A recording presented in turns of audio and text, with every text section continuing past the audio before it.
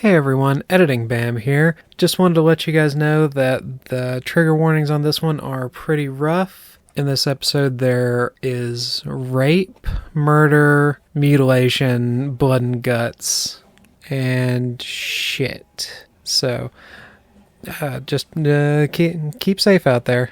Enjoy the episode. Content warning. On this podcast, we discuss sensitive issues, including, but not limited to, swearing, tasteless jokes, situations of a sexual nature, and drug use. This podcast is not intended for children.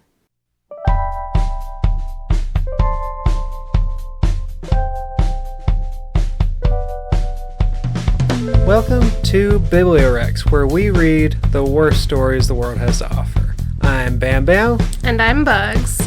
And this is bad. Wow, it's almost like we have a podcast about bad books. That's crazy. This is so bad. This is so bad. Well, what do you got?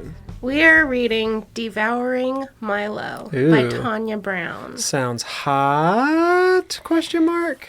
So, that doesn't look hot at all. Here's the picture on the front. That looks horrific. They took a picture of a guy photoshopping to put a wolf mouth on its face. A giant wolf mouth. A giant wolf mouth. Like, the proportions are insane looking. Yes. Like, it looks like a 14-foot dog is trying to come out of a 6-foot man's mouth. Yeah. It looks like the flesh around his face is, like, ripped up and bloody. Mm-hmm. And then the blood, all of that red is supposed to be blood. It looks like ketchup. Right. Like, it's a really weird color. They did not pick the right color for blood. Yeah, they look like they just ate a bunch of strawberries and then took this picture. So, I saw the cover. Mm-hmm. I was at a Goodwill looking at books. I was like, I have to have this. Mm-hmm. I have to do this book. They say don't judge a book by its cover. This one lives up to its cover. It lives up to its cover. So Devouring Milo is werewolf / fantasy / horror book. Mm-hmm. The introduction is from Tonia Brown, and she's telling her sister, "Thank you to my identical twin sister for the idea that fostered this story. You see, she came up with it years ago. I think we were still in high school when she thought of it. Thanks, sister, for lending me your boys for a while. I hope I did them proud." And at the end of it, she says, "Last but never least, thank you to my loving husband. You know what you did. Will you do it again?" Butt stuff? Pecking? I don't know. That's very weird. It is just weird. We just come right out of the gate. Milo wakes up covered in blood and shit and piss. It's just gross. Most of this book is just gross. That sounds pretty bad. He comes to covered in blood and shit and piss mixed with the faintest trace of sex. And his brother Spencer calls it his ambrosia. Like, this idea of these smells are so pleasant to Spencer, and Milo finds them disgusting. Mm-hmm. As you should. I don't think I like Spencer. Spencer sounds like a deviant of one kind of or another. They're both deviants, but Spencer is the one who enjoys the stuff. Okay. Is this like an allegory for a self-hating gay? No. Oh, no. Okay. At the end, you'll find out what it's...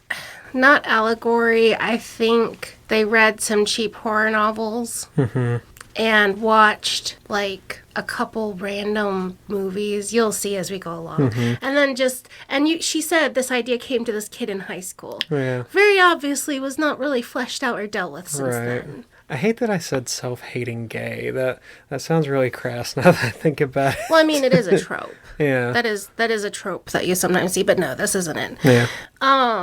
The reason he's covered in blood and shit and piss is because they murdered a blonde woman.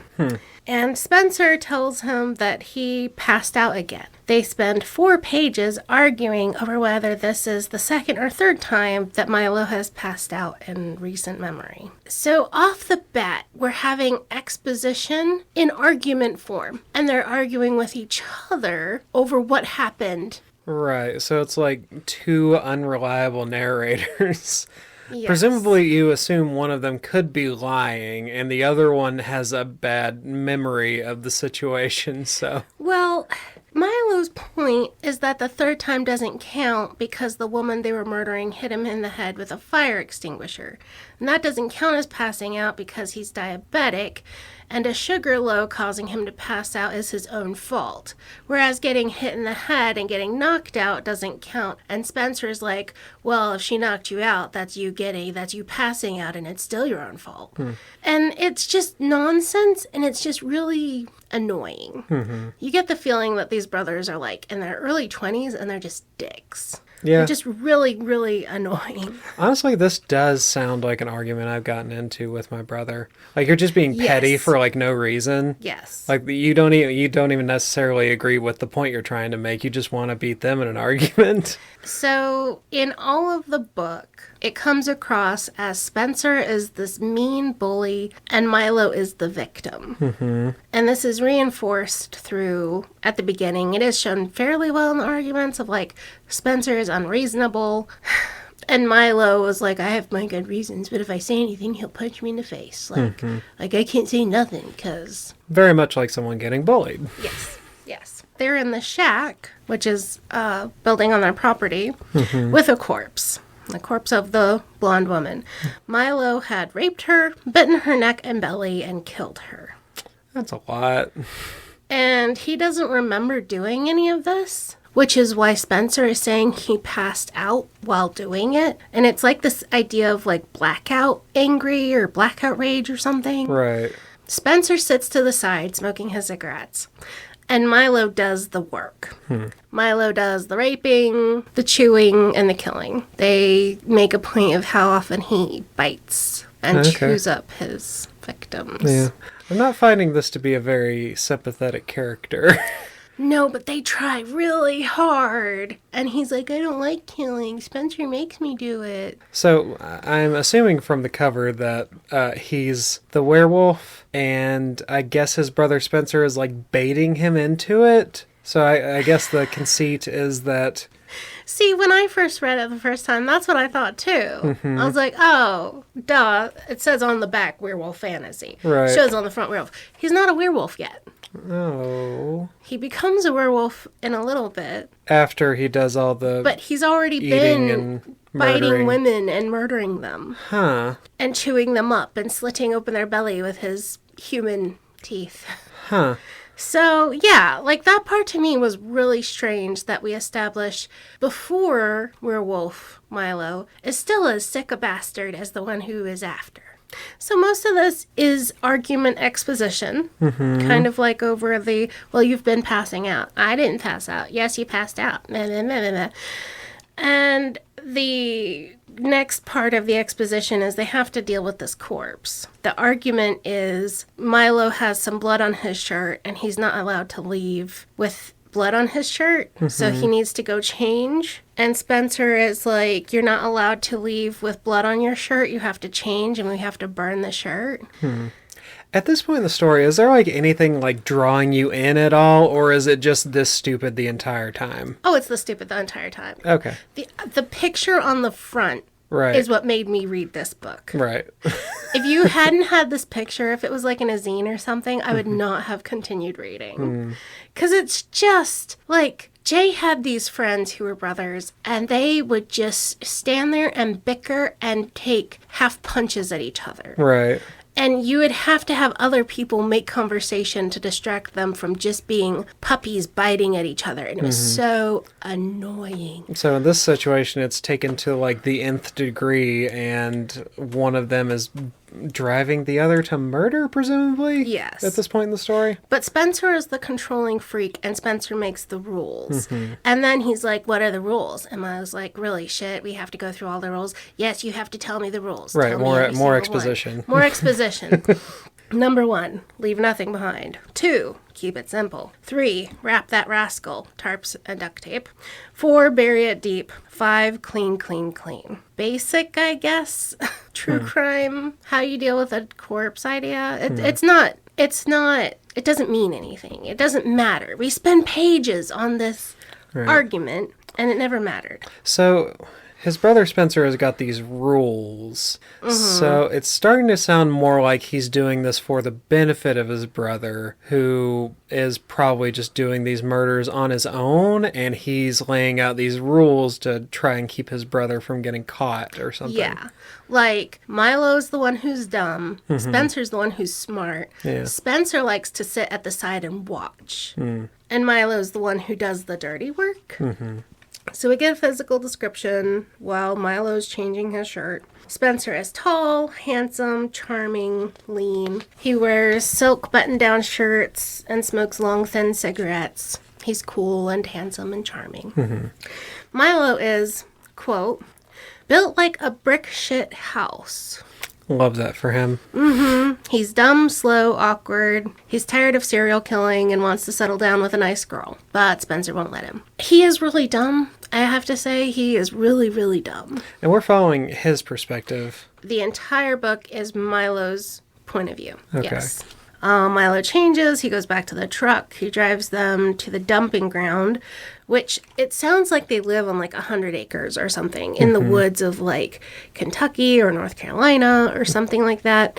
So they have a fairly large wooded property. The shack is this little building, and then they also have a house that's nearby. So they can drive for 10 minutes and not leave their property. And they had one burying ground, and it got too full. So now they have a new burying ground, and it's where they dig holes and then dump the bodies. Does it ever say how long they've been doing this for, or like a victim count at this point? We get to a victim count of 23. And Spencer has this algorithm where they have cities that are like 2 or 3 hours away, and they never hit the same city like in a row. So they have like, they're like in the middle of a radius, but it's all far enough away that they haven't been brought attention back, and it's never local. Yeah. It sounds like this person has read a lot of crime TV shows, because that's a big one they look into. Yeah, thriller books. Yeah. This feels like we're pulling a lot of true crime, serial killer, thriller, whatever. So he's driving them back to the dumping ground, and he's trying to remember the blonde's name. Spencer says, "You mean the whore, Milo. Names are for people, not whores. They're all whores in the end." And it's this idea that Spencer hates women. Spencer just hates all women, and they're all whores. Or he's compartmentalizing.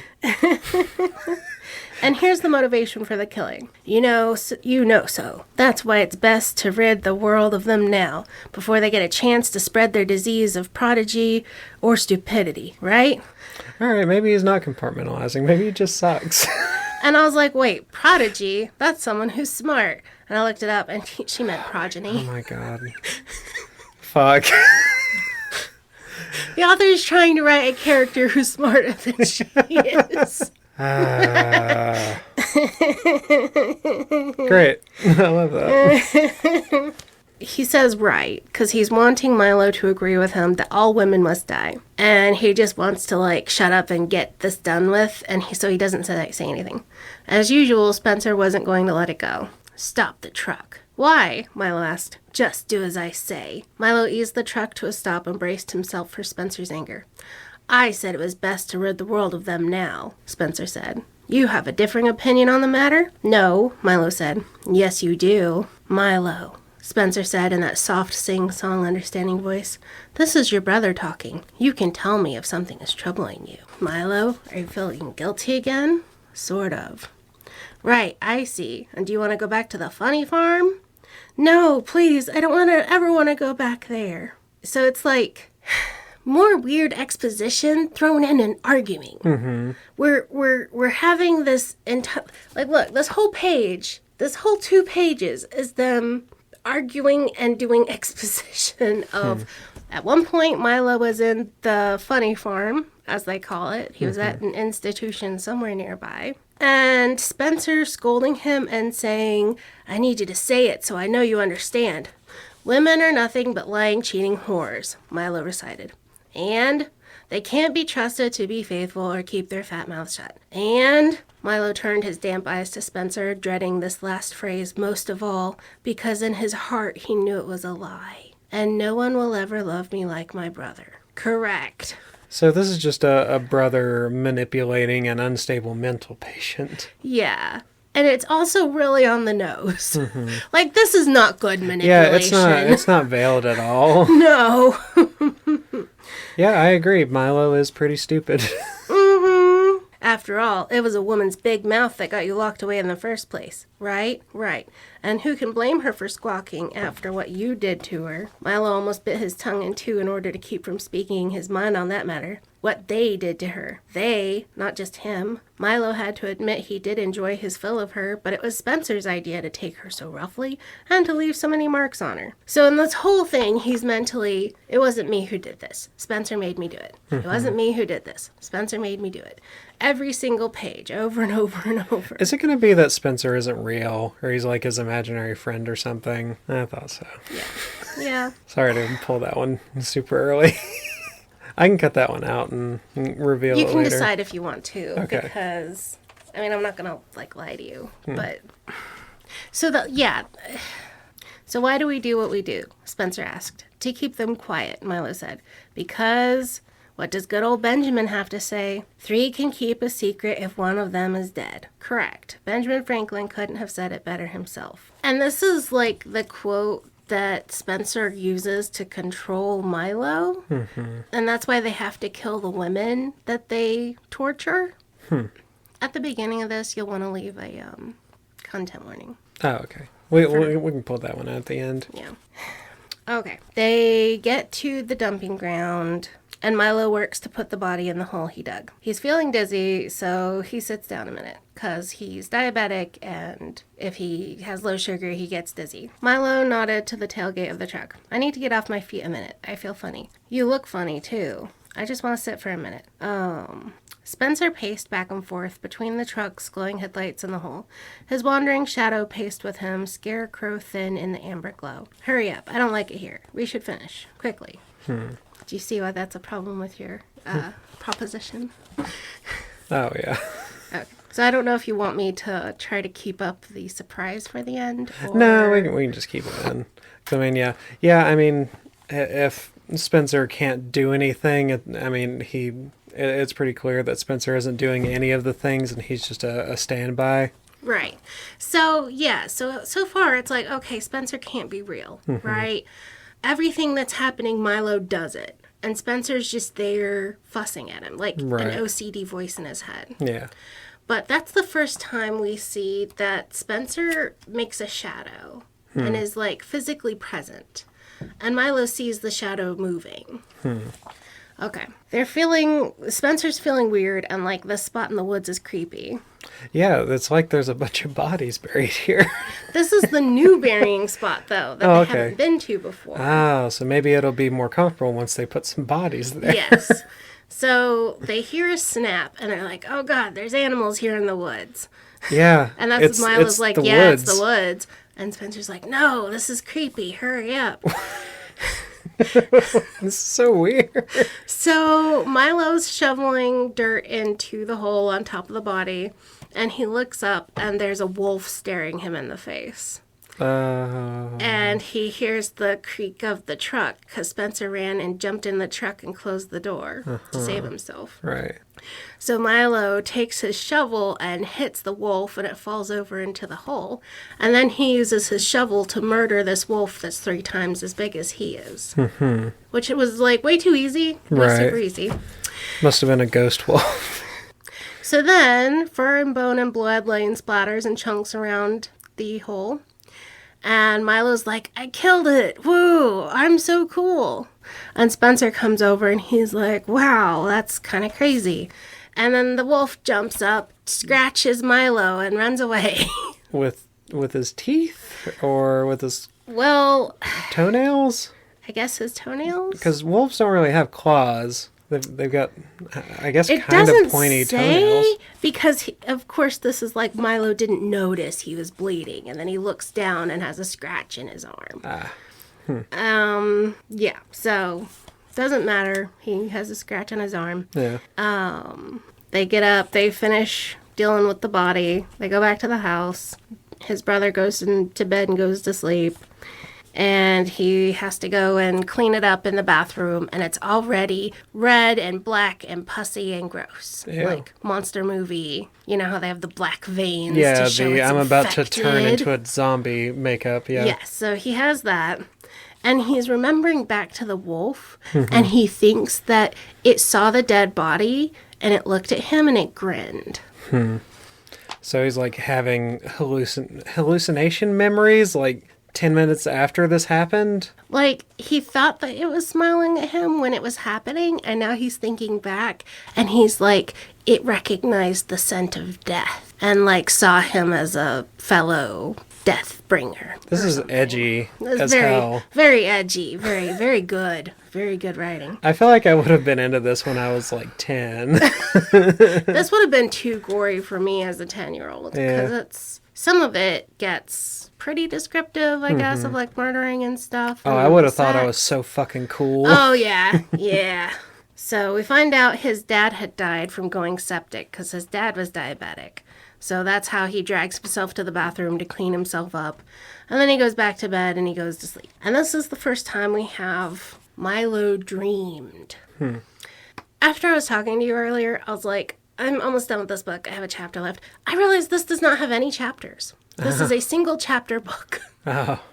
It's Wait, does it say 160 chapter 1 at the pages. beginning? Nope. That's just the beginning of the book. Okay, so No it chapters. just doesn't have chapters. We do have these little stars, and then we have Milo dreamed. And those are the only sections that are separate from the other book, and they're done in italics. This is the part that kind of really, really irritates me about this book.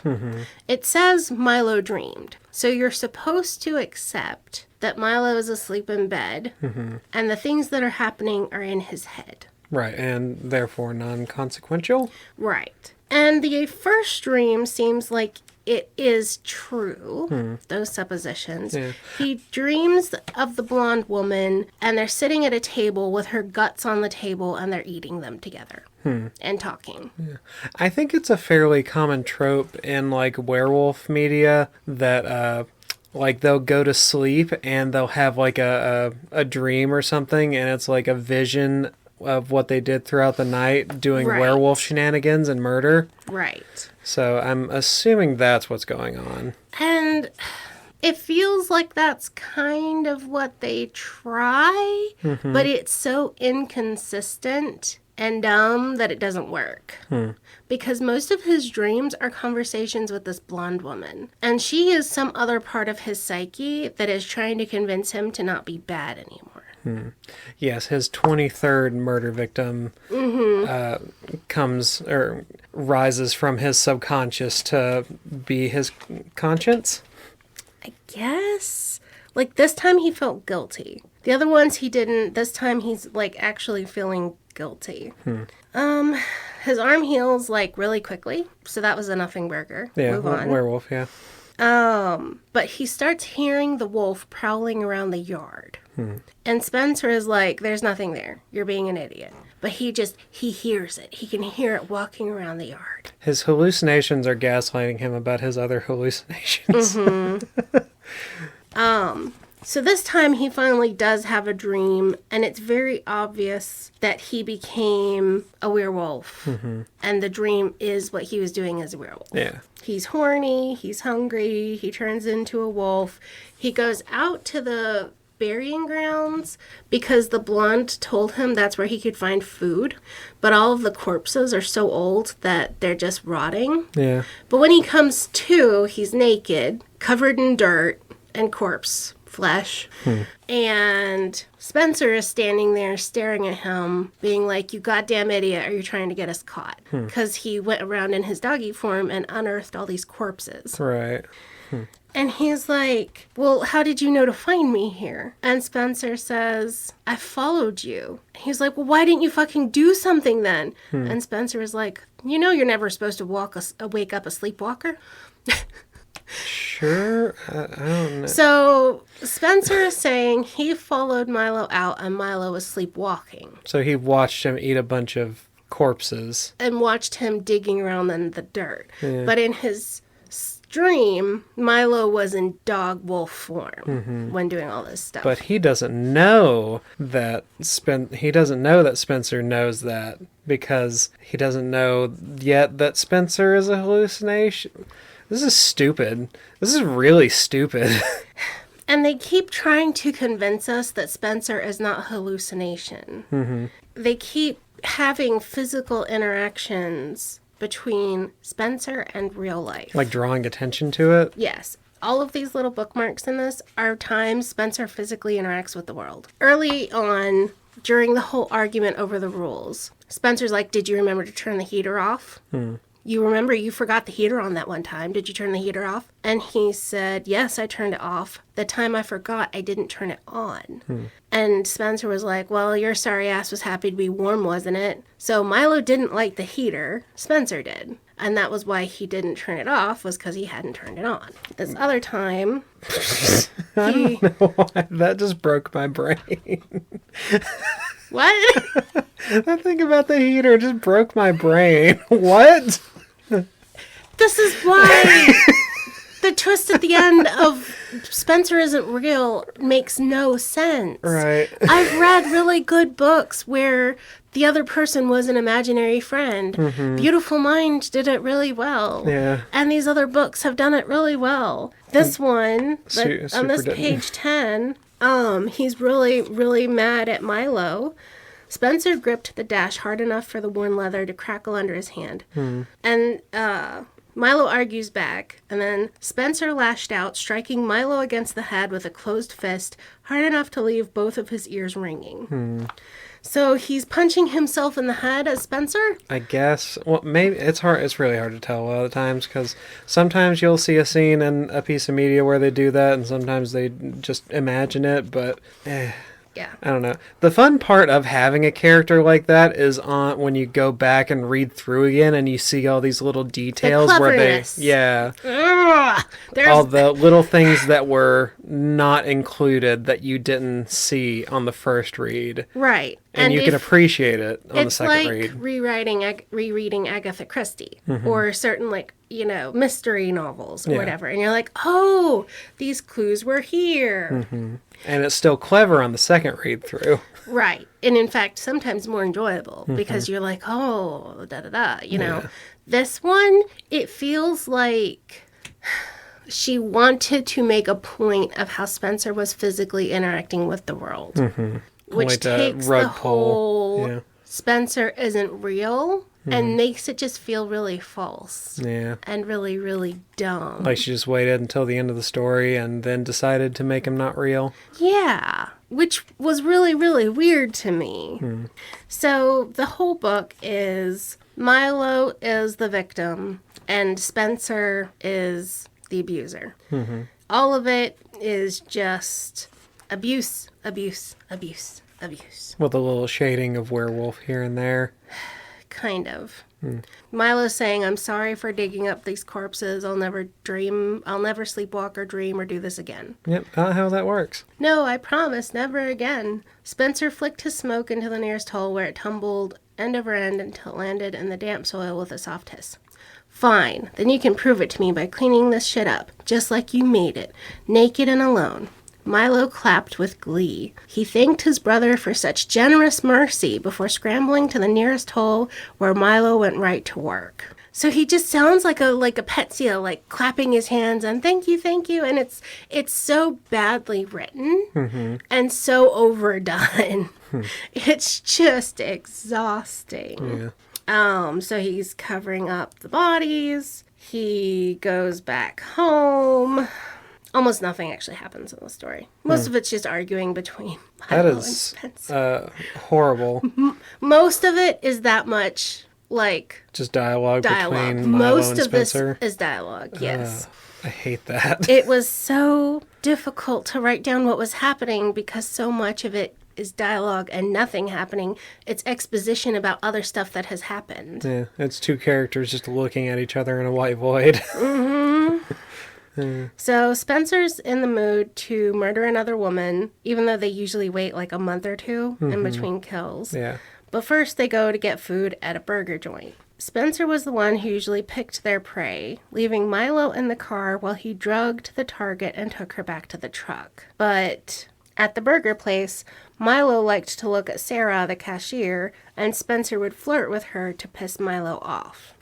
So usually Spencer leaves Milo in the truck, and Milo sits there and waits. And Spencer goes into the stores and buys the food or buys the stuff or gets the women and brings them back to Milo. Yeah.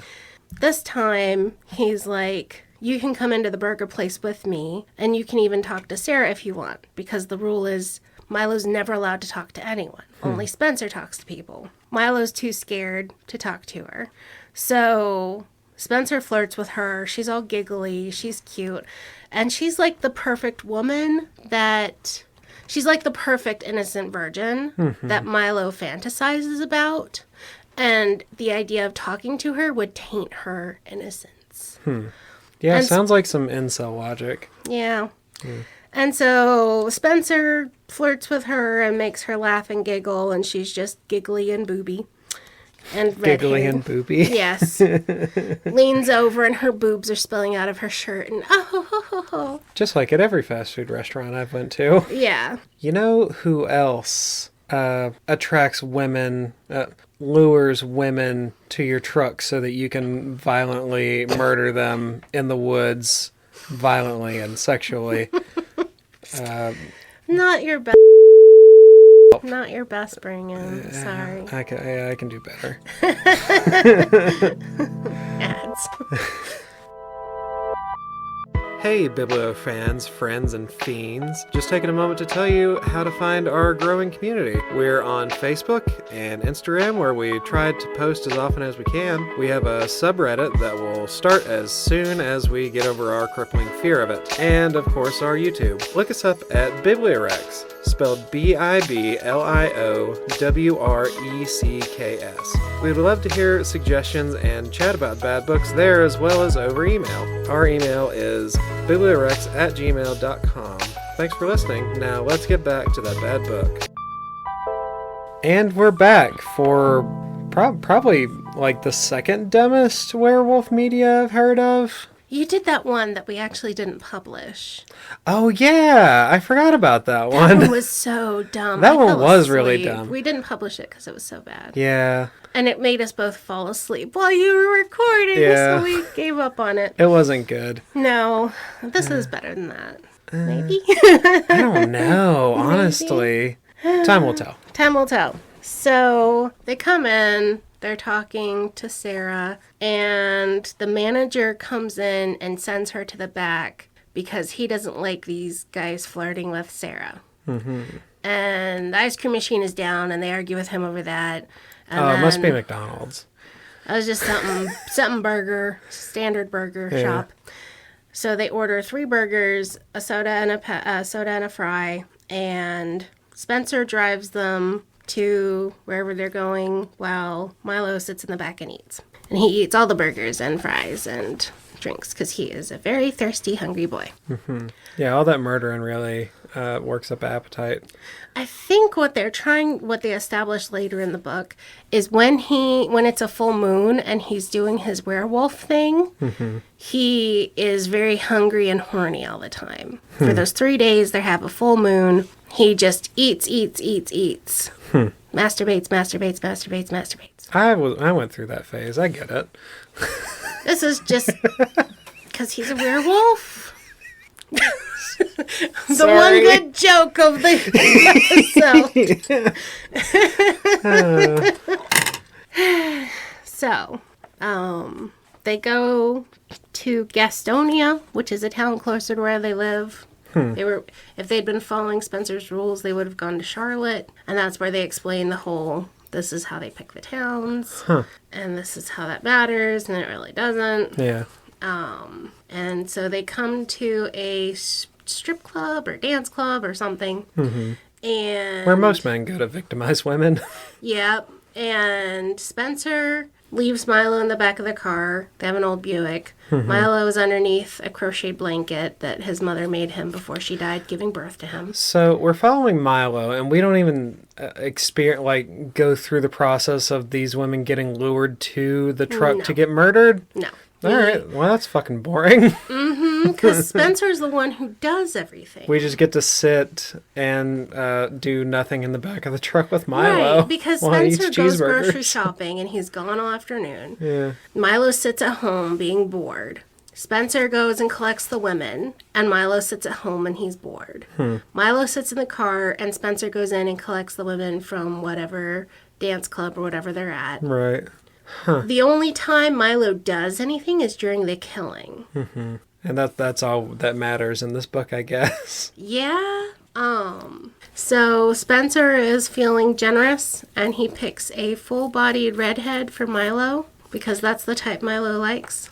Full-bodied? What does that even mean? Fat, got curves, bigger, a bigger girl. Oh, okay. Yeah. While Milo adored full-figured women and practically worshipped redheads, Spencer avoided both. He claimed big girls were too much work and redheads were just asking for trouble. That's something, Ist. I just don't know what it is. I know. I don't know. It's gingerist? It makes me think of that girl in that book you did. Butterfly, Wings of a Butterfly? Yeah. Wasn't she a heavy-set ginger? Probably. And I can't remember shit about that one. Pointing out that over and over and over again. So Milo's stomach growls because he's hungry again, and he's in the back seat. And the girl and the lady in the front seat with Spencer hears his stomach growl and turns around to be like, what's back there? And Spencer distracts her with a cigarette. And because Spencer had drugged her, they drive around town until she passes out. And then they drive back to the property and take her into the shack. And then Milo gets to satisfy his horngriness. Yeah, but it does the whole Milo dreamed again. So the dream starts and he is in his human form. And he grabs her breast and he's super excited and takes off his clothes and he's ready to rape her. And Spencer is smoking and egging him on. And he realizes he can't control himself and he turns into the wolf in this dream. So he could control his rapiness before, but no longer. But I don't think he rapes her when he's a wolf. Because it says when... I don't know. I don't know. So he's this is in the dream. We're in the dream. Okay. The redhead's tied up. Milo's standing there. This time he was ready for it, partially because he knew what to expect, but mostly because the beast roared to get out. As the woman cowered in the corner, Milo stripped, folding his clothes neatly and setting them to one side. He dropped to his knees with a grunt at the first flash of pain. He lifted himself to his hands and knees, his hungry erection dangling proudly between his thighs as he waited for the change. The woman glanced to his cock, her eyes wide with fear. Milo wanted to fuck her first, to take what was rightfully his, but he didn't have time. The beast wouldn't wait. The change wouldn't wait. They both came in a blinding rush, and with them the pain consumed Milo. So the idea is that when he turns into the beast, it's very painful and bloody and bone-rending and crying and like in the movies, I guess. Yeah, I think it's pretty general that the werewolf changes are painful for some reason. Which, fun thing, there's actually a lot of background in werewolf mythology with that is attached to women specifically, because it's kind of just a connection between the lunar cycle and women's menstrual cycle and stuff like that.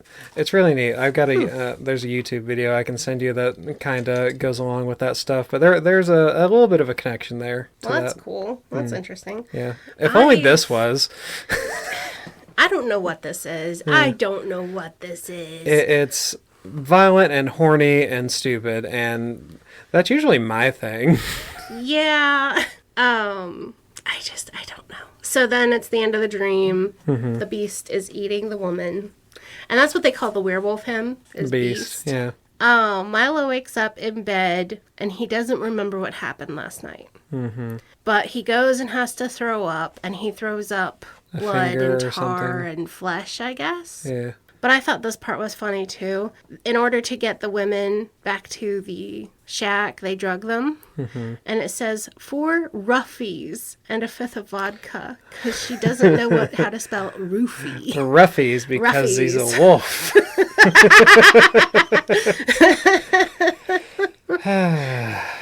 Second best joke. Second best joke of the podcast. Milo remembers almost taking her in the car and having a hard time controlling himself till they get back to the shack. His head hurts and he can't remember. And he's like, I passed out again. Spencer hesitates. You don't remember? No. Then you must have blacked out again. And he's like, but I ate. Meh. And so it's kind of like this. Spencer lies to him about the werewolf. Like pseudo protecting him from the realization, I guess. Later on, we find out that Spencer likes the werewolf, the beast, better than he likes Milo. But Spencer is Milo. So Milo likes this is dumb. Sorry, the brain fog just sets in. Yeah, I know. Your eyes are glazing over, and you're like, oh. And so he's like, I puked up blood. Oh, I feel bad. Blah, blah, blah. Wasn't he already consuming the women before he turned into a werewolf? Like, why is this like suddenly a thing? Right. Like, how is this? Like, he was gutting them with his teeth before. I don't know. Yeah, and chewing on them. And, like, his dreams before he became a werewolf were of eating this woman's flesh. Yeah. So he's already had these habits and bad behaviors before the werewolf thing happened. So Milo pukes and then gets up and he's like, what happened to the lady? Oh, she's gone. Where? Where do you think, moron? Spencer says, I got rid of her, alone, which I would rather not do again. So if it's all the same to you, I'd very much appreciate it if you would stop passing out like a pussy and keep it together until the job is done. And then later we find out that the shack is just covered in blood. No one has cleaned it. So Milo, as Spencer, hasn't gone out and cleaned it. Right. But the bodies are gone. So I guess the idea is that he's actually consuming the entirety of their bodies. Right. Maybe that's why. Maybe that's why Spencer, or like hallucination Spencer, likes the werewolf more, because instead of having to go and have the anxiety of maybe a body being found, he's eating the entire thing. So that little bit of anxiety in the back of his mind is no longer there. Maybe. I'm probably putting more thought into this than the author. Probably. And then this is when we find out that they're calling it a shack, but it's not really a shack. All right. What is it? So Spencer is saying, right, steel bars over the windows, 6-inch thick walls, a concrete foundation under the floor slats, and a reinforced door on a steel frame with a padlock as thick as my dick to keep it all nice and tight.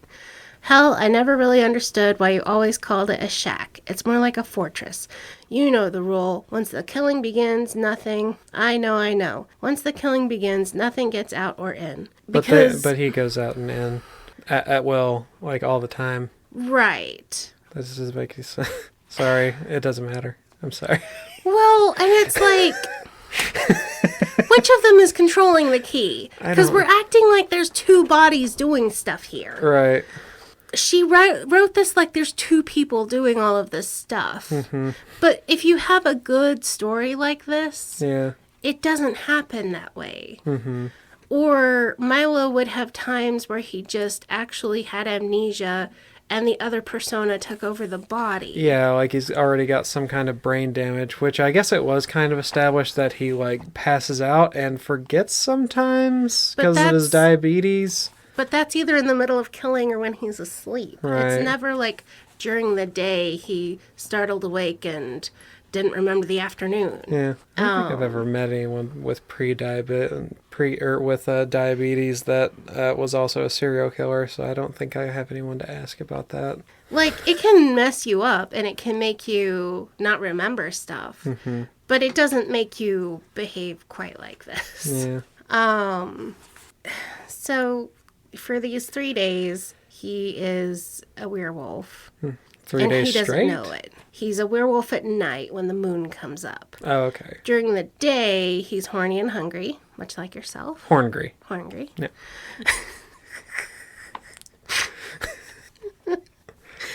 And Spencer likes the wolf. So he, like, each day, I don't know if it was this time or it's the next time, but he, like, goes to the grocery store and buys more groceries for Milo. Mm. And then maybe it's the next time. Like, when they have a full moon comes around again, each time, each of the 3 nights, Spencer brings him a body to eat as the beast in the shack.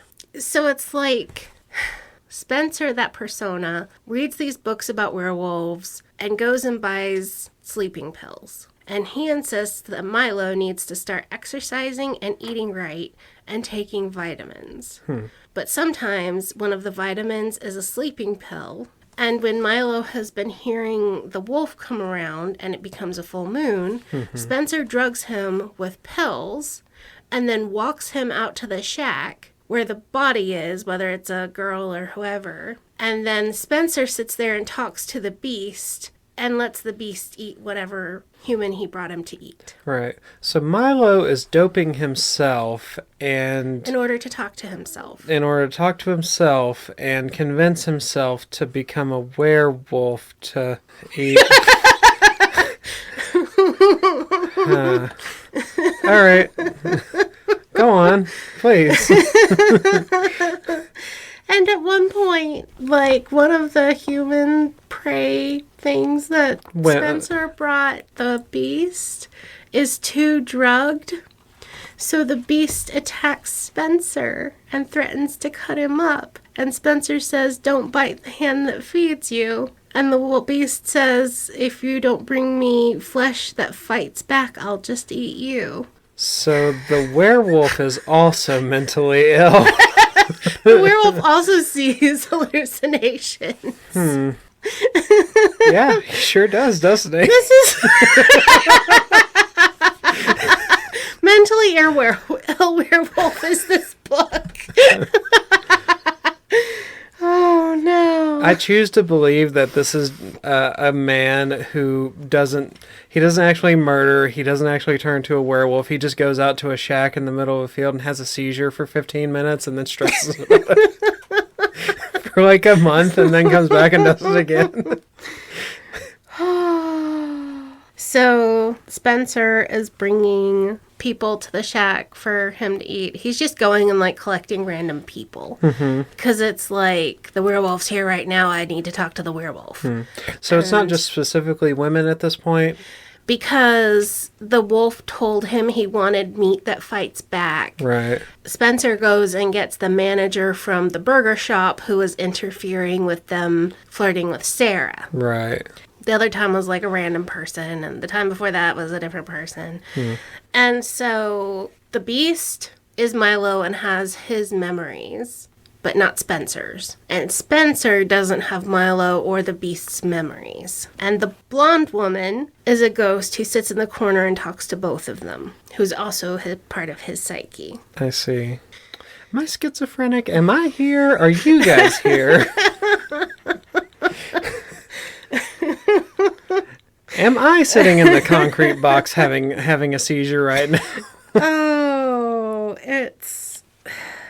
And I could tell that, like, they had this cool idea, and it was, what if your sibling was a figment of your imagination? And, like, I feel like they did probably come up with a couple of cool ideas at the beginning. But then it's like, you have to do very technical, skilled writing. You have to build scenes in such a way that your story is able to make sense on the second read through. Right. You have the benefit of me reading it twice and telling you the punchline. Spencer isn't real. Right. That's the punchline. That's at the end. Oh, what? And then you go back. But it's worse the second time through. It's just worse the second time. Yeah. Because so much more doesn't make sense under any scrutiny at all. Any scrutiny makes it even worse. It's the twist ending that ruins the rest of the book. Yeah, it's the twist ending that just is nonsense. So one day, Spencer wakes up Milo, and they go to the post office to get his disability check, because he's disabled for being so mentally ill. Right. They argue about the wolf and whether it's real or not, because Spencer is gaslighting him and saying the wolf isn't real. And they argue, and so Spencer grabs his arm and puts out a cigarette on it. And Milo decides to shut up and behave so he doesn't get beat up again. Beat himself up. Beat himself off? No, up. Yeah, let's go. And his arm is covered in cigarette burns. Yeah. Like, so Spencer does this to him all the time. So Milo does this to himself all the time? But that just doesn't make any sense. I mean, it makes a little bit of sense. I did that back when I was a teenager. We would play chicken, and I used to have these horrible cigarette burns on my arms from where we would puff on a cigarette and get it like super red cherry hot and like just set it in between our arms and burn ourselves until one of us quit. But if you had this in a movie, you could not represent it in any way that makes sense. You cannot have one person. You can't even do this with Gollum. Even Gollum, with the two personalities in, like, you know, Lord of the Rings or whatever, he was not physically interacting with himself in the way this character does.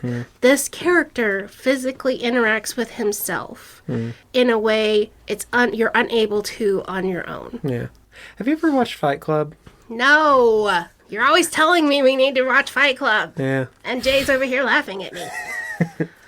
It could be like a Fight Club situation, because there's a scene in Fight Club where the character and his imaginary alter ego grabs him by the hand and pours lime on his hand, and then gets his hand wet or something like that, like specifically with like a sloppy wet kiss, and then pours lye on it, so it like gives him a chemical burn, like specifically in like a puckered lip shape. But then at the end of the movie, it just shows him like shaking, like holding his hand out while it burns himself, and there's no one else in the room, so it could be that kind of situation. It sounds like that is actually done technically better than this is. Oh, absolutely. It was done great in Fight Club. Yeah, like that sounds like you could physically do those things and it make it work on the first run through and the second run through of the scene. Yeah. Kind of like, let's rewatch that, and then it's, oh, we see what's actually happening. It doesn't work in this book. She doesn't do it right. Yeah. She doesn't I don't know why. Right. I don't know why I keep defending this. I don't know. You're being argumentative with me. I'm trying to tell you.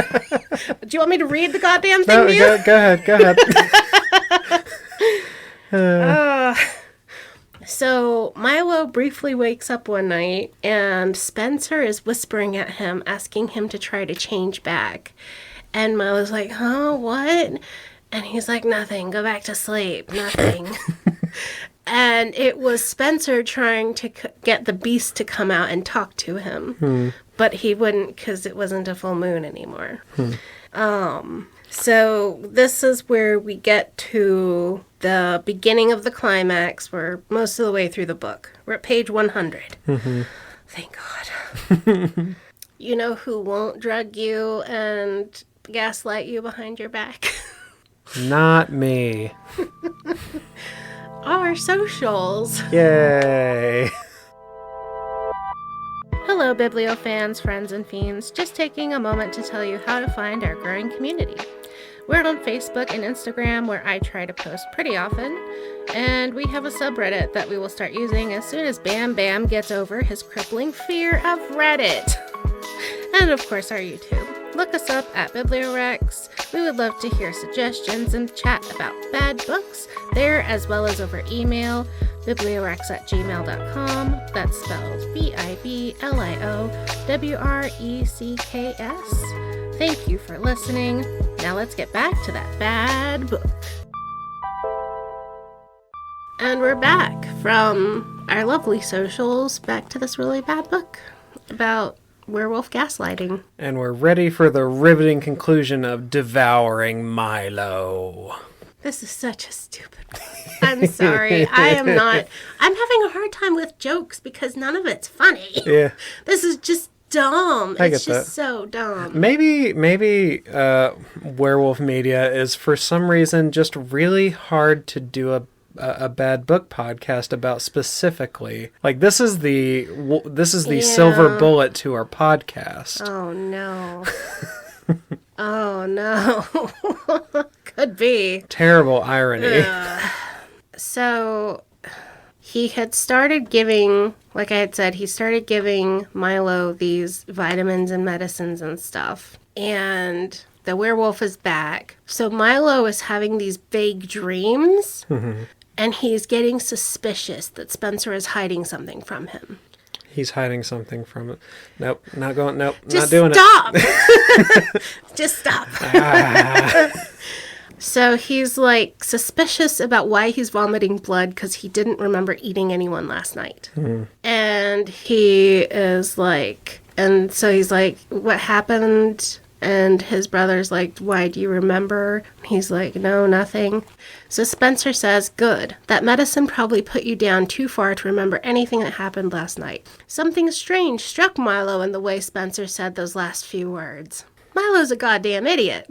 What Spencer said. Good. That medicine probably put you down too far to remember anything that happened last night. Huh, something That suspicious. makes Milo a little suspicious. What does that mean? An inflection in his voice sparked distant thoughts in Milo's head. Why? Did something happen last night? Spencer did a double take so comical Milo almost snorted with a laugh. What is that supposed to mean, smartass? So wait a minute, he's trying to go by inflection when Spencer openly said, yeah, I did some shit to you with some drugs. That drug made you forget things. What? Did I forget something? Something about the tone of your voice implies that there is.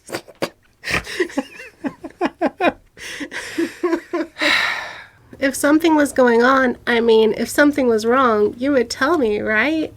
And Spencer turned around and snorted at Milo. What in the fuck are you talking about? I just mean, if I was sleeping-walking again, or something like that, you would tell me, right? Damn right I would. I'd rub it in your goddamn face. So Spencer's like, he would punish Milo for sleepwalking. And since he's not punishing him, Milo must not have done it. And Milo's like, I think he's hiding something from me. Yeah.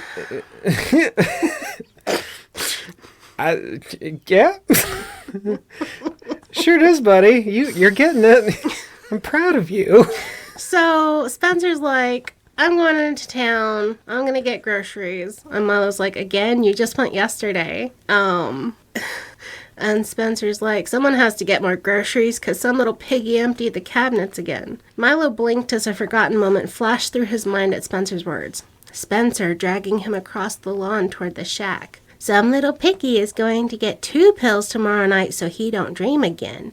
Now shut the fuck up and go back to sleep. How could you drug yourself and then drag yourself across property? I was going to ask, but every time I bring it up, you get mad at me, and I don't want to ask any more questions. But then you kept trying to say maybe it's like Fight Club and it really is real. But I'm trying to tell you it's not goddamn possible. I'm just trying to be intellectually honest and try to give it a fair shake. That's stupid. So Spencer leaves to go grocery shopping and I guess collect another human for him to eat at some point. Milo decides that he has to go to town and talk to somebody to get help because Spencer is acting suspicious. Now? Now's the time for help? That conversation. What do you mean you drugged me? His tone of voice makes me suspicious. I'm having a stroke. Now Milo is like, I think he's planning something. I think I need an outside party to... All right. So Spencer is gone. He takes the truck. They have 2 cars. They have a pickup truck and a Buick. Spencer takes the pickup truck to go get groceries. Or no, he took the Buick. Spencer took the Buick and drove to go get groceries. Milo takes the pickup truck and drives into town.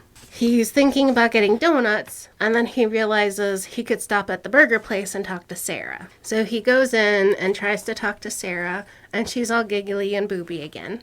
And the manager is like, what do you want? Wait, I thought the manager already got picked up.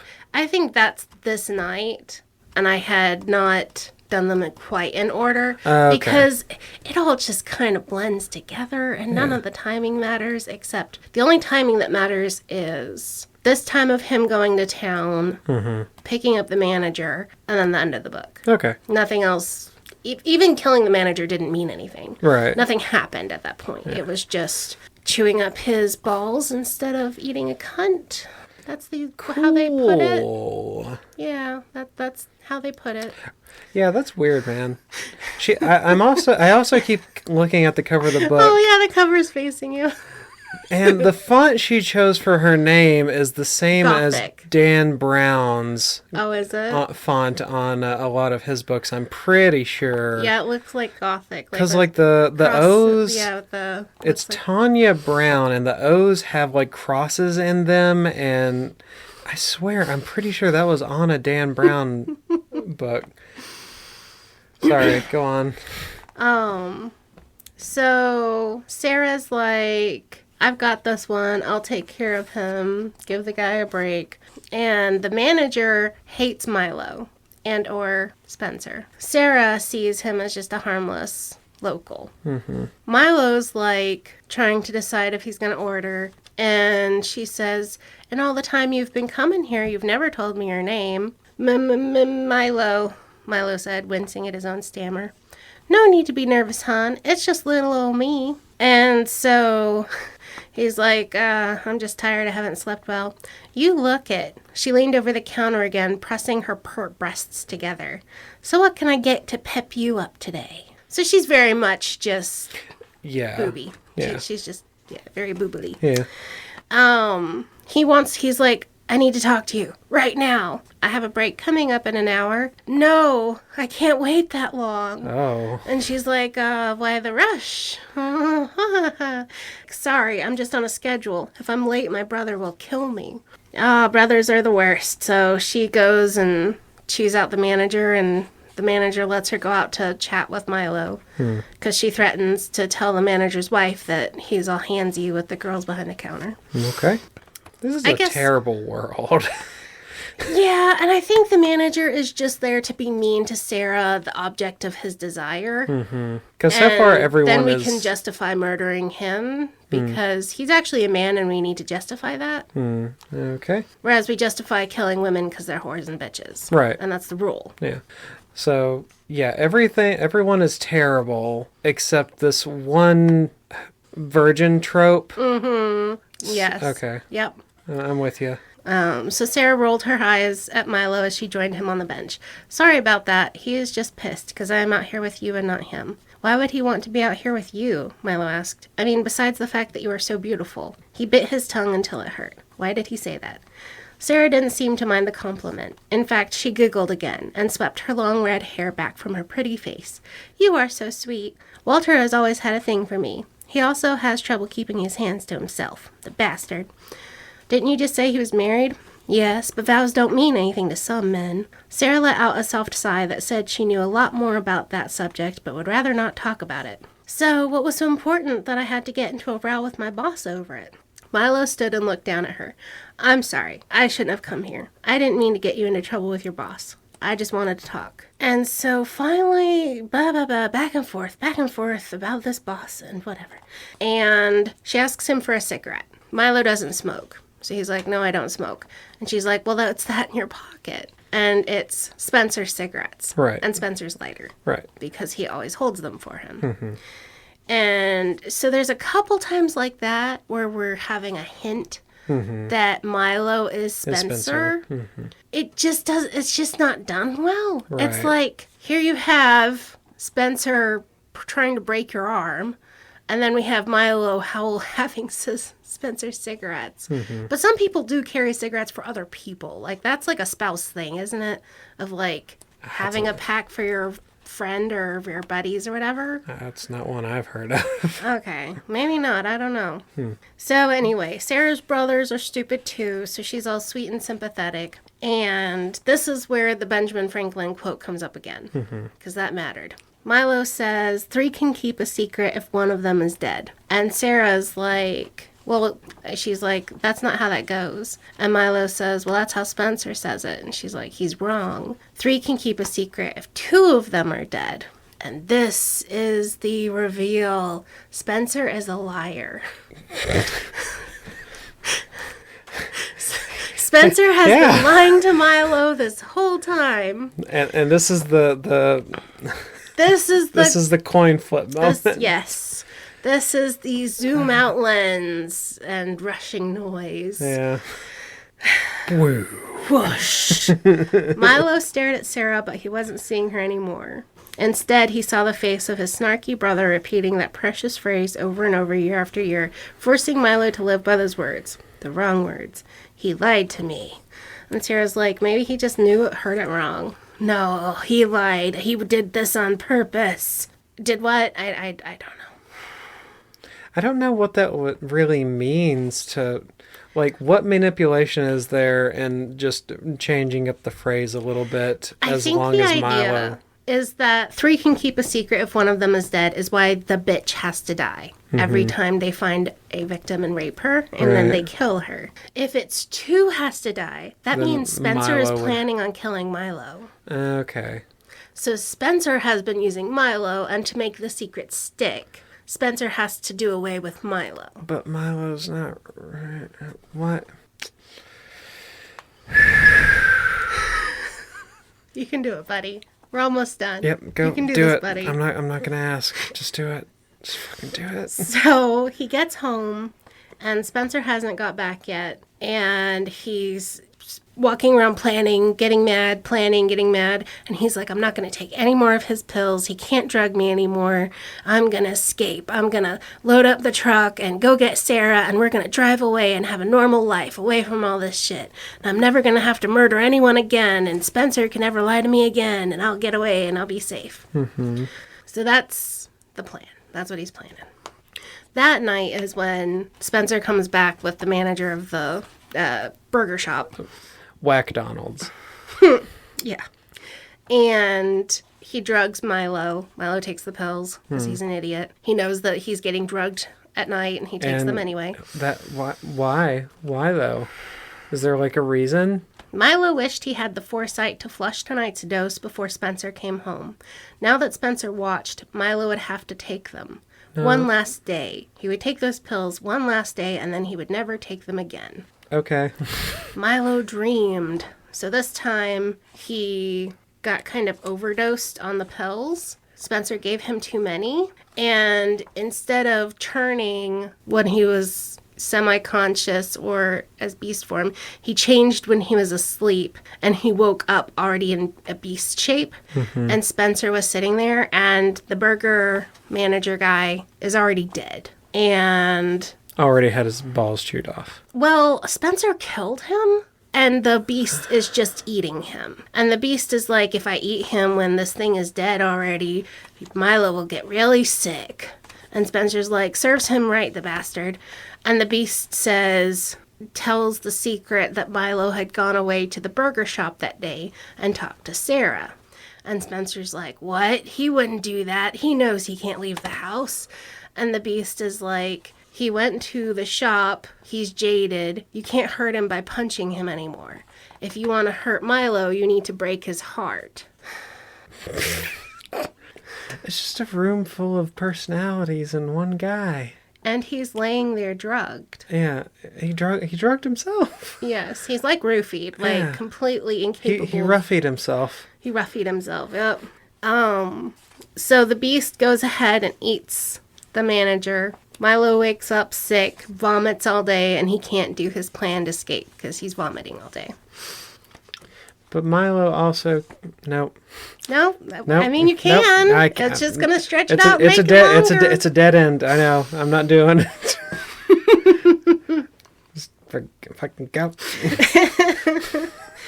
Milo and Spencer argue over Milo being sick. And Milo's like, I feel like I'm gonna die, like a food poisoning. And Spencer's like, maybe you're being punished. He's like, I haven't done nothing wrong. Oh, and then Spencer leaves. So this time, Spencer is leaving, and he goes and he picks up Sarah. And he's going to give Sarah to the werewolf to eat, which will break Milo's heart. So Milo is picking up Sarah to bring to Milo to... Yes. Milo starts hallucinating while wide awake, the dead blonde talking to him. She only showed up in his dreams before, but this time he's awake and Spencer's gone. And the werewolf isn't out, but she comes and she talks to him. And he's scared of her. So he's like pointing a soap bottle at her. I was like, no, stay away. And he's like, I don't understand how you are here. Am I dreaming now? Some would say that you are always dreaming. She tipped her head to one side as she considered him. You're special that way, Milo. I'm imagining this. You can't be real. I am real, and I'm not real. Stand up, hon. Don't lay there on my account. I'm here. I came to stop you from taking those. And she's pointing at the pills. But those are my meds, Spencer says. Spencer lies. You don't need them anymore. But he already knew that. He already knew that. Why is he having to explain that to himself? So she's explaining to him he shouldn't take the pills. And she says, the moon will be up soon. You need to be quick. Once the moon rises, there will be no hope left for our friend. So Spencer had left, brought Sarah back to the shack, and then he left again. Mm-hmm. So Milo has to go out to the shack to save Sarah from Spencer. Okay. You must set her free before he returns, Milo, or she will be like me. Set her free. What the dead blonde asked of Milo wasn't only impossible, it was insane. I can't do that, he said. Yes, you can, she said. Spencer would kill me. I know. Milo understood then. This wasn't about redemption. It was about penance. Paying off long overdue debts. Atonement through sacrifice. His worthless life for the woman's in the shack. So he's going to release the woman from the shack, which he doesn't know it's Sarah, but it's Sarah. It doesn't matter. And he knows Spencer will kill him when he realizes that Milo let the woman go. Uh-huh. So Sarah has a hood pulled over her head and didn't know who kidnapped her. So Milo's here to rescue her, and she's like, oh, yes, please save me, help me. And she's like, where is this place? And he says, this is my house. And she's like, what? Because they're in the shack, and it's covered in blood and hasn't been cleaned in days. And it stinks of piss and shit and death. Just like my room. Poor Lily. Your farts are bad, but I don't know, man. So Sarah is, you mean this is like your house? And he says, I don't live here. I mean, this is part of my family's property. This is the shack. My brother and I dressed deer in here. Which wasn't too far from the truth of things. So, even to Milo, the women aren't that different from deer, basically. That's that's a weird thing to say for someone you're having trying to have some amount of empathy for. Because we're supposed to be on his side. Yeah. Sometimes, the dead blonde said, there is no good light with which to paint a scene. Sometimes the darkness is all we have to work with. Milo ignored the dead woman as she reached for the living one. Sarah. Sarah ducked away from his touch. Why am I here? What do you want with me? And he's like, I didn't do it. It was my brother. He must have grabbed you to spite me. And she's like, we have to get out of here. And so they both try to turn around and leave. And then Spencer shows up in the doorway. And he's like, get behind me, Sarah, I'll save you from Spencer. And she's like, why? So he faces Spencer. Does Sarah still have the hood on at this point? No, he got it off of her. Hold on, you'll see. Yeah, okay. We're getting gotcha. There. I see you found my little treat, Spencer said. She was meant for someone else, but I suppose you can have a go at her at first. I'm sure he wouldn't mind. You won't hurt her, Milo said. I won't let you. Moi? Spencer chuckled. I had no intention of hurting her. We both know that. Get out of the way, Milo growled. Spencer cracked his knuckles as he widened his stance, blocking the doorway. Make me. Milo? Sarah asked. What is going on? It's okay, Milo said. Don't be scared of him. We are getting out of here. Are you sure about that? Spencer asked. She might not want to leave with you, and she knows what a monster you are. Milo, who are you talking to? It's him. Who? My brother. But Milo, no one's there. Whoa! Oh. There hasn't been anyone there for 20 years. He glanced over his shoulder to find confusion dancing in Sarah's bright eyes. No one's there. Spencer had vanished. Shit, he must have gone back to the house for Dad's gun. Come on, we need to get out of here before Spencer gets back. Spencer? Yes, that's my brother's name. Oh my God, he was right. You are crazy. Milo hated that word. Above all else, he hated about his life. Milo absolutely despised that singular word. The whole town said he was crazy. The doctors, the courts, even his own father said Milo was crazy. You shouldn't say that word. It's not nice.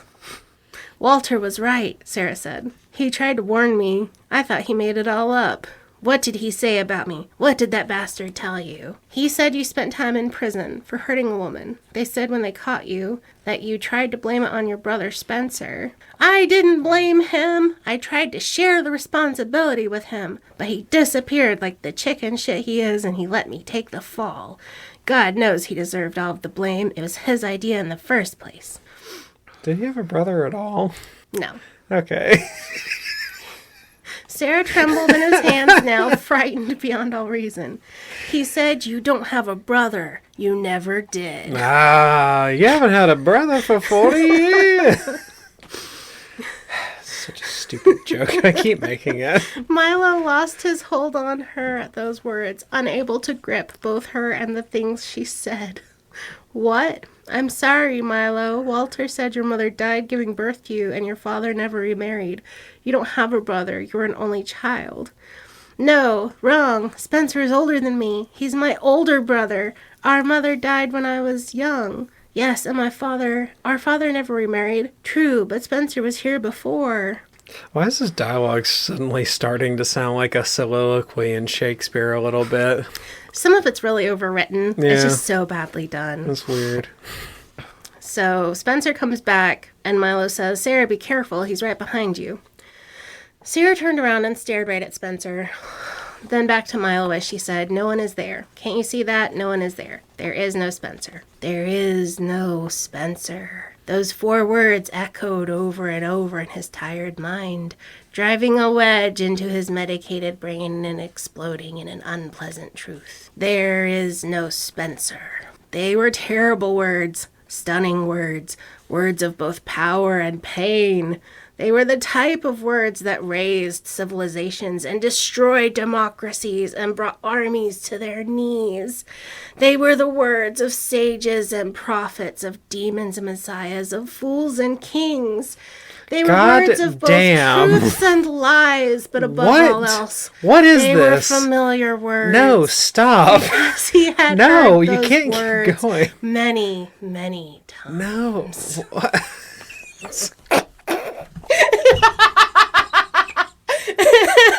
Fucking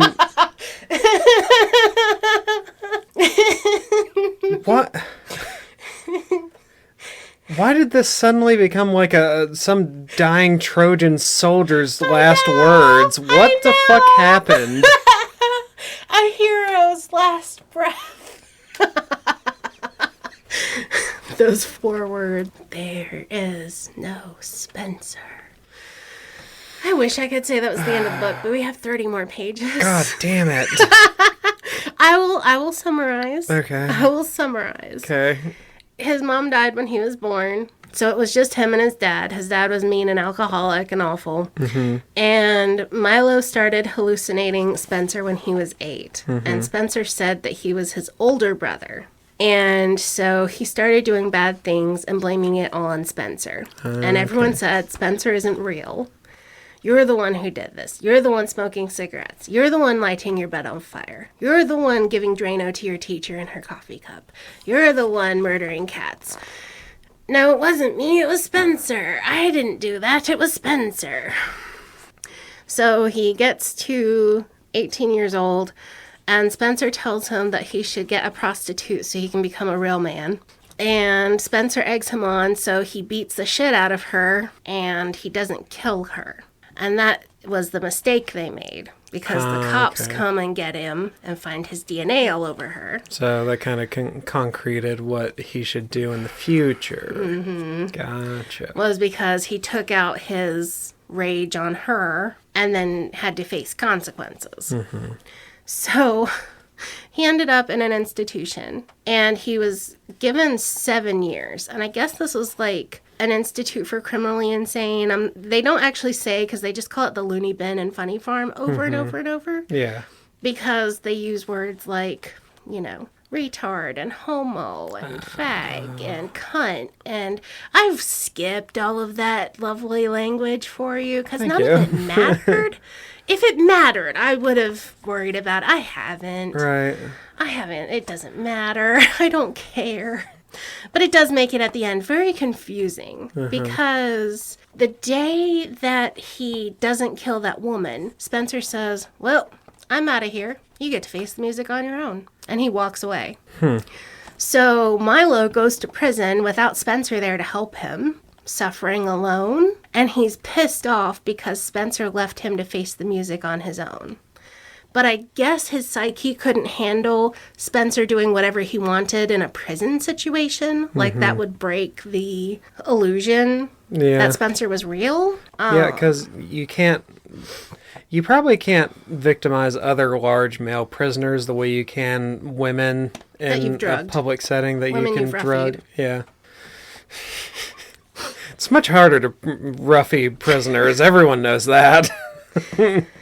I'm not sure what it is about this ending, why she makes these choices. Sarah. No, the author. Oh, okay. Gotcha. Because that's then. We're having a dream flashback. We're in a doodly-doo. We're having a doodly-doo. Yeah. And we're explaining all the times that Milo was bad and blamed Spencer. So he ended up in the institution, and Spencer left. And so Milo has been the perfect patient for these 2 years that he's been at the place. And Milo, Dr. Walker said, I wanted to commend you for such a quick recovery. I don't think I've ever seen a patient have this kind of breakthrough and turnaround in such little time in all my years as a doctor. The changes you've made in just under 2 years leave me agog. That's because that's not how mental illness works. Was this written by a child? Well, she said high school was years and years and years ago. Yeah. At the beginning. That's you so see, she strange. came up with it years ago. I think we were still in high school when she thought of it, a million years ago. So she must be an adult when she's writing this, like a full adult. Weird. I keep thinking about this. I'm feeling bad because this is clearly written by a 14-year-old.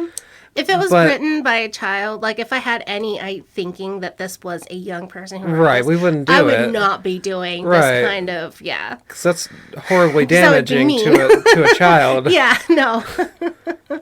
And we're better than that, I guess. I hope so. Sometimes. Okay, so the doctor is saying, I am recommending you for early release because the doctor believes he has magically fixed Milo and Milo is all better. And he's been the perfect patient for 2 years. It isn't uncommon for those with hyperglycemia to act out in unusual ways. I'm sorry? Mix this with the stress of your first sexual experience, not to mention the sickly state of your abusive father, and there is no doubt in my mind your deed was an uncontrollable outburst brought on by a combination of these factors.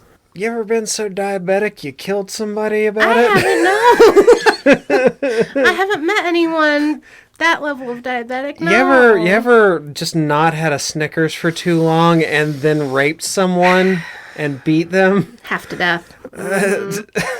And here's the thing. He's 2 years into a 7-year sentence. He's not even eligible for parole. Right. And the doctor is like, Yeah, you're good. Yeah, You you're can fine. just go. Don't worry There's about no reason to not leave him rotting in prison for the full 7 years and then get out and then go on these sprees. it. Right. For whatever reason, the author made this choice. Yeah. And this feels like a political statement to me. Really weirdly. I don't know why or how. Oh, okay. Yeah, because... Like, they have these, it was your upbringing that made you do this. It's similar to... Do you remember in Beyond Repentance where the bad guy got out of prison early because he just acted nice for like a year? Mm-hmm. And then as like a bureaucratic move, some politician decided, oh, well, he's totally reformed and we'll just let him out because it looks good on my campaign trail. Yeah, and it's like, they can't actually be reformed. Mm-hmm. They're just lying to the parole officer or whoever. Yeah, and there's no fixing people with mental illness. Right. They're like this forever now. There's no hope for them. That's what this feels like it's saying. Yeah, and it's nothing like that was present earlier in the book. I mean, some of it had, daddy beat me, so now I beat these women. Mm-hmm. But it really wasn't... It wasn't this on the nose, like, with this weird ideology. Yeah. So this part, I just felt like I needed to read to you, like, word for word, because it's so weird. Yeah, it is awfully telling. Say it again, Milo. Assure me I am not wrong about you. I attacked Miss Becker, and whether it was in my control or not, I am very ashamed and remorseful. I am willing to do whatever it takes to atone for my sins against her and her family. Very good, Walker raised an eyebrow. And... Milo smiled and recited the mantra that he had gotten through his 18 months of hell. Oh, he's only been in for 18 months. And I did this myself. There is no Spencer. Correct. Walker smiled with him. There is no Spencer. He was all a part of your deluded state, created by an abusive upbringing, lack of proper nutrition, and poor blood chemistry. Yes, sir. Huh. The exposition in this dialogue is killing me. Yeah. Nothing in this book is shown. It's all told in dialogue, and I hate it. Huh. And then come to find out, she didn't have any family. The prostitute didn't have any family, and she moved away, so there's no one to protest his extremely early release. Right. Huh. Like, extremely early. And if he was 18 when this happened, that's usually when you get diagnosed with bipolar or borderline personality disorder or schizophrenia. Most of those reveal themselves between 18 and 21. Right. So then after that is when the 23 murders happen. Mm-hmm. And it feels like they're kind of blaming his early release from the institution. Like they're blaming all of these murders on that. Oh, they're blaming the institution itself for it. For letting him go inappropriately. Gotcha. I'm not sure. Yeah. So he gets out to the parking lot, faces up to the sky. He's enjoying the sun. About time you got out of there, Spencer said. Milo didn't want to look at him. If he looked at Spencer, then he would start believing in Spencer again. He couldn't do that. He'd come too far, made too much progress to fall back on old insane habits. So they get in a fight. He punches Spencer. Spencer punches him back. A nurse comes by and sees his bloody nose and is like, "Are you okay? Can I take you back into the nurse's station and get you a Band-Aid?" "No, I'm never going back in there." "Well, okay, get your nose looked at," because he broke his nose. Yeah. And he told her he fell. Which is probably more accurate than what he thinks is the truth, I guess. "You're not real," Milo said. "You're not real. I spent 2 years in there knowing in my heart that you are not real. Is that so? Huh. You're not real. I feel real. No, you're just in my head. You are not real." So Spencer is back because the minute he walks out of the institution. Right. Spencer is back in his head, making him do things. Well, I guess that's where it would be, like, safe for Spencer to come back for Milo. I guess. Because he's not under stress to have Milo gone when he's out there. So that was the doodly-doo. It's over. We're back to him and Sarah and not... dead blonde Spencer werewolf. Yeah. Yeah. "Spencer is a lie," the dead blonde said. Milo heard her clearly now, for the first time. She wasn't saying Spencer was a liar. She said Spencer was the lie. Dun, dun, dun.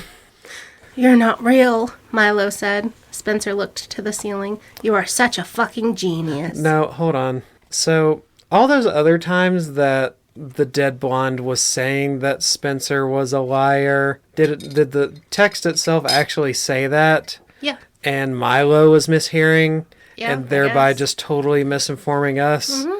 And yeah, okay. Yeah, I thought Which that's is- what it would be. Which is why I was trying to, like, Emphasize that that's how the way bad it is. Yeah, I get How, it. on the reread through, you should be able to pick up the stuff and it should make sense. Right. And it just doesn't, because they're trying to say, well, we were telling you all along. And it's like, no, you weren't. You were Yeah. making a point of how Spencer caused shadows when he walked across the light beams. Mm-hmm. About how he paid for food at the diner. Right. About how he went and bought groceries and brought them into the house. And Milo didn't. Yeah. And how Spencer was the one who went in and charmed women and gave them drugs and took them to the car, and Milo was sitting there waiting. They treat Milo like he's the dominant personality, but we never are indicated that he's not. Yeah, with all the chores and stuff like that, it seems like it's Those should be blank spaces where Milo isn't doing things. right. And that's not true. Yeah. Yeah, it seems like Spencer is, if he's doing all these chores and stuff like that, it seems like he's there most of the time. Mm-hmm. Like if he's going and grocery shopping and doing all these things without Milo there. That would make Spencer the dominant Right. personality, who's there more of the time. Right. Like, the time doesn't match up, because that would be the other way to do it. Yeah. Is we skip the times of day when Spencer is not home, and the body is with Spencer, and the personality is Spencer, and Milo is on the bookshelf Yeah. or put to sleep. That would be the other way to deal with it and make it acceptable. Yeah. No, she didn't do that. Yeah. Spencer grinned, none of it was real. My whole life has been a lie. Spencer grinned. Oh, I wouldn't say that. I might be a different, better, more handsome version of you, sure. But those women were all too real. You really drugged, raped, and killed so many lovely ladies. I worked the front end and you finished the job. We were a team, Milo. A fucking ace team. It was always you, Milo, the dead blonde said. The kindling and the flame, the spark and the fire. Always you. Is the dead blonde like encouraging him to be a serial killer now? I don't. Because she had been trying to get him to, like, stop Save and Sarah, save Sarah. right. I don't know. Confusing. Spencer tipped his head to Sarah, slowly inching toward the door. Sarah? Milo asked, you're leaving? Yeah. He's standing there having a conversation with him. two hallucinations. With 2 hallucinations. Of course she's leaving, Spencer said with a laugh. Who the hell would want to fuck you willingly? What? When was that ever part of the equation? Never! Who brought that up? Why did Sarah say that? This is still Spencer and Milo. Oh, okay. This Spencer said, no one, who the hell would want to fuck you willingly? Okay, I thought Sarah said that, and I was No. like, why was that even in her head? She's creeping toward the door, trying to escape the crazy guy Rightfully so, who's yeah. fighting with himself and Yeah. arguing with himself. Okay. She couldn't leave, not now, not after he knew the truth, not after he worked it all out. Milo pounced on her, grabbing her up by the arms again. You don't have to go now. It's going to be okay. I know Spencer isn't real. It's all okay now. That's really good, Milo. I'm really happy for you, but I need to go. My friends are waiting on me. I'm late. No, he grabbed her. You don't have to go. I won't hurt you, and I won't let him hurt you. You're safe. You'll be safe with me. And she starts crying. Please don't hurt me. She's the only one rational, like... Yeah. So he's smelling how delicious she smells. Great. And his belly roars with hunger. Yeah. It's time, the dead blonde said. He smells her. She smelled so good. Good enough to love, good enough to fuck, good enough to eat. His stomach growls in agreement. The beast? Spencer asked. Yeah, about that. He rubbed the back of his neck as if embarrassed by what he needed to say. Milo narrowed his eyes at Spencer, not sure what the man meant. I'm afraid I have a bit of a confession to make, Spencer said. Milo winced as a hot arrow of pain shot across his abdomen. The beast? He's more real than either of us. What? And he's coming whether you want him to or not. Okay, so all the hallucinations are fake, but the werewolf is real. I kept that one from you, didn't I? I mean, I was waiting for it. I didn't want to try to spoil that one too. So I waited until now to be pissed off about it. God damn it. What?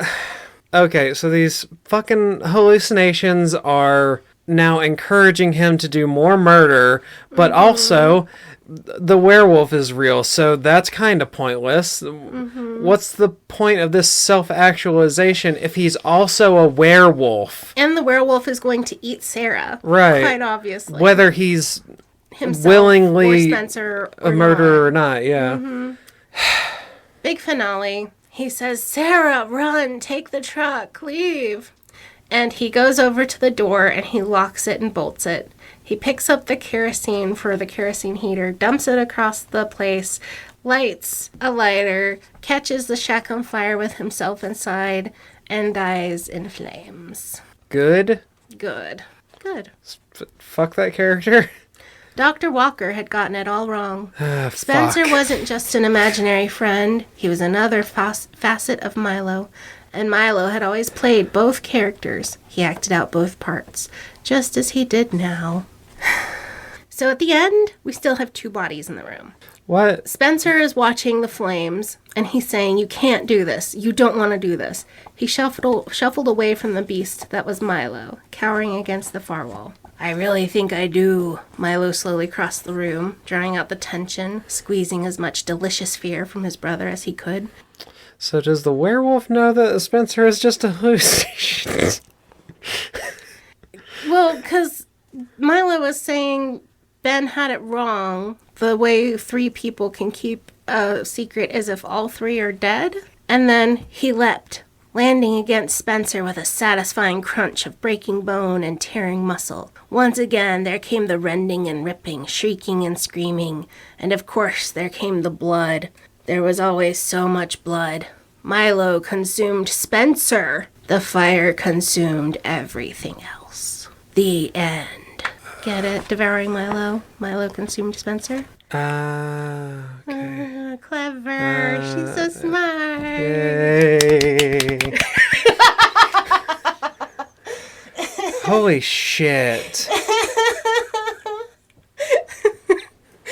This is so goddamn bad. I tried to tell you, it was just painfully stupid. Yeah. It wasn't funny. It wasn't amusing. Were there any redeeming qualities? I'm guessing Fight Club and Beautiful Mind and Shutter Island and all these other things did it so much better. Yeah. You know, the concept of, it was all in his mind all along. Ooh, that can be done. That can be done well. Did you say when this was written? The foreword is dated 2013. Okay. So Beautiful Mind was out. I think Shutter Island was out. Fight Club was Fight definitely Club out. was definitely out. And this has been a thing in media too. You know, we have Dr. Jekyll and Mr. Hyde, which is, a very early classic of that idea. Yeah. So that idea itself isn't wrong. And like you were pointing out, with werewolf stories where the dreamscape is actually the view of what the wolf is doing and the human has no memory of ripping flesh and eating people and But this was like, they tried to pack true crime, serial killing, split personality, insanity, werewolf. And it also perpetuates the idea that, anyone with mental illness is automatically categorized as a serial killer. Yeah. Because that's like a really old trope. Like that started dying like a long time ago. And it just plays them out and makes it even more problematic. And I just kind of felt you would get through the story of how problematic that was. I didn't try to stop and really make a point of it. Right. A lot of it is Spencer is really nasty and mean to Milo about going back to the facility. And that's one of his threats against him is, you're acting loony, you're gonna get thrown in, and then what are you gonna do without me? So it's like, if you did have an abusive brother and that's how he acted, the story makes more sense to me than it being in his head. I don't know. I just not my favorite. Not good. I mean, maybe we're except that one paragraph. The 4 words that ended the world and destroyed civilization. Yeah, that was a fucking lot for Like, I know that was like a dramatic moment, but that was a bit much. I will say that paragraph got me. That made me. I thought that was extremely funny. Because here we are talking about shit and piss and dicks and whatever, and then that paragraph there was just so drama. Yeah, boy. Well, I give this a D-. Because she didn't... There was even whole sections where she misspelled words, she did poor grammar, she didn't do good, like, I don't know if there was, like, punctualization issues, but, like, it wasn't formatted. Great. There was no chapter breaks. Right. There was no chapters. This was a 160-page chapter. Yeah. Honestly, it sounds like you're being, like, too generous, if anything. Maybe, because I know there's been others that were Fs. That were absolutely Fs. Yeah. But I would say that I would have said cut out if you have these 3 different concepts, pick one. Right. Pick one and do it better and shorter. And focus on it. If you're doing split personalities, do that. If you're doing true crime serial killer, do that. If you're doing a werewolf, do that. Pick one. Well, are you okay? You look exhausted. I'm not sure whether you guys are real or not, or just a figment of my schizophrenic imagination. And it's just me doing all these voices on the podcast. Have you heard the rumor that Eli Bosnick is the only one in the god-awful movies genre? He's just doing 3 voices. He's just doing 3 different personalities. Even the guests, I guess. Yeah. That's funny. He's almost got the energy for it. He does voices really well. I wouldn't be the most surprised person in the world if that were the case. Right. So, what do you give it? Do you think it's an F? I give it dog shit on the bottom of my shoe out of 10. Yeah, sounds about right. Yeah. Well, tell us if you have any really bad books, but if they're this bad, don't. Just be nice. Or just specifically send them to me. This is much more up my alley. It really is. Like, there wasn't anything there for me to really analyze or research or dig into. No, the problem is you're not stupid enough for this book. However, I will introduce my own jokes if there's nothing there. I just couldn't come up with anything because it was so... Yeah. And just so much dialogue. The entire thing was dialogue. Nothing was happening. Oh my God. Well. That was fun. Yeah. Thank you so much for listening. Please share with your friends if they are into werewolf gaslighting. I think we're all into werewolf gaslighting a little bit.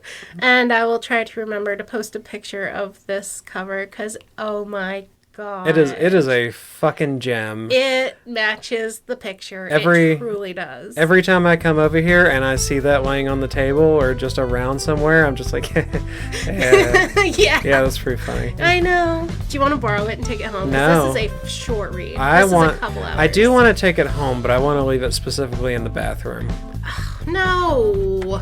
And use it for shit and piss. This is going on like the it deserves. Shelf. This is going on the shelf with all of the other bad books that we have marked up. Oh boy. Into the BiblioWrecks library. Yay. Let us know if you have any ideas. Please share with your friends. Please follow us on Facebook. As long as your friends are real. Well, maybe their hallucination friends would also add us on Facebook, and then we would have a lot more followers. As long as they're make up more hallucinations to listen to us, and then their hallucinations could also create Spotify more accounts, Spotify, and they could download us on Spotify. Separate phones. Yeah, like 5 different times. Yeah, from all the murdered hookers and 23. You need 23. At least 23 other phones with other accounts to listen to us on at some point during the day. So I hope you have a good night, and we'll catch you next time. Bye. Bye.